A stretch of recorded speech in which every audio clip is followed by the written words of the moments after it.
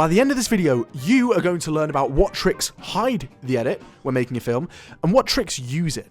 Starting swiftly with match cuts. Now, what is a match cut? A match cut is a seamless edit that connects two shots by either shape, motion, or composition. I find this to be one of the most, if not the most, satisfying transition to watch. You can see things, a great example of this would be like in Hot Fuzz during this travel montage. And another one would be 2001: A Space Odyssey. Next up, J cuts and L cuts. It's either when audio leads into the next scene visually, or it bleeds out of it. Imagine a beautiful shot of a forest at night, and all of a sudden you hear high-pitched hissing and screaming, and then kettle. It's just a normal kettle, and you realise that the high-pitched screaming you were just hearing was from the kettle. Something as simple as that. That is called a J cut. The loop of a J comes before the main body of it. That loop is the audio, and the main body is the visuals. And an L cut, as I'm sure you can imagine, is just the opposite. For example, two parents are, arguing, nattering, blah, blah, blah, blah, blah. You hear all this, and then all of a sudden, it cuts to the child, much older, still hearing this in the head, and you can still hear it too. After the cut has happened, you still hear this noise, but the audio has persisted into the next scene. That is an L cut. Anyway, moving on to invisible edits. Now, what does this mean? You know how I was talking about tricks that hide the edit?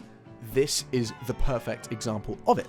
This can come in many forms, whether it's edits hidden through movement or darkness, even camera movement like whip pans or matched action. And why does this work? It tricks the audience throughout the whole transition. It maintains immersion so that the audience, the person watching it, doesn't even feel like there's any shot change at all. That's what you want. You want it to be as seamless as possible. If you want that, go for an invisible cut. It'd be quite a good idea to do a video on the different types of invisible cuts. So if you seem interested in that at all, please do let me know down below.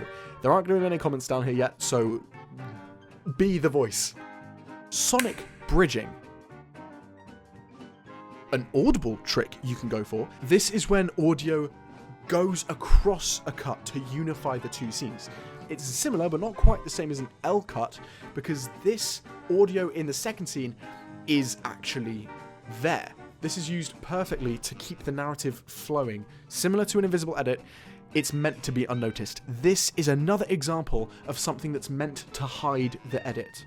For the last tip in the hidden edits category, I have using shadows and or contrast to hide the edit, to hide the cut. What is it, you may ask? It is just simply using shadows to make the scene so dark that when it cuts into the next scene, from darkness, it looks like nothing has changed. This also works with high contrast if you wanted to do it with light as well, but this works because our eyes naturally lose detail in high light or low light in darkness, and us editors use this to sneak in the cuts. Now, going from something that is extremely sneaky, trying to hide the cut as much as possible, to the most loud and obnoxious type of transition. The montage. These often follow a rhythm. If you looked at last week's video, which I highly recommend you do, it is fantastic if I do say so myself, we have looked on Edgar Wright's talent at this. He is brilliant at making smash cuts and montage, and especially popping the two together. These cuts do not hide the edit at all. In fact, they use the functions of a camera, like zooming in digitally, to emphasize the scene more. And this is how it happens. These sudden rhythmic cuts or transitions shock the viewer, but keep their attention on a razor edge, because everything's happened quickly, you don't want to look away, but also you feel more surprised when something shocking does eventually happen. Like I've talked about in Shaun of the Dead, I think it was either in this video or last week's video, talking about having the complete silence being immediately met with a match cut and then a honking train running past at full speed. It surprises the audience and it makes room for some pretty great comedy. And finally, I feel like this last one sort of springboards off of the last point, but this is rhythmic editing, and I know it's basically like what I said about montage, but there is a difference. Basically, it's exactly what you think. It's edits tied to the rhythm of a song, of the beat of the soundtrack in the back. It wants to be seen. It wants to be heard, more importantly. Now, this can be used outside of montage, but montage is usually paired with this sort of thing to increase and amplify the oomph that the scene and the transitions give. It feels so visceral and satisfying for the brain. It helps maintain the pacing and helps you integrate your music and your score into your scene of choice. It is one of my personal favorites because it always makes for a fun time. Scott Pilgrim is coming to mind, if I'm completely honest. But that is the end of this week's video. I hope you're having a wonderful day. I hope you're having a wonderful week. I mean, it's like I said in the last video, it's been a while since I've seen you.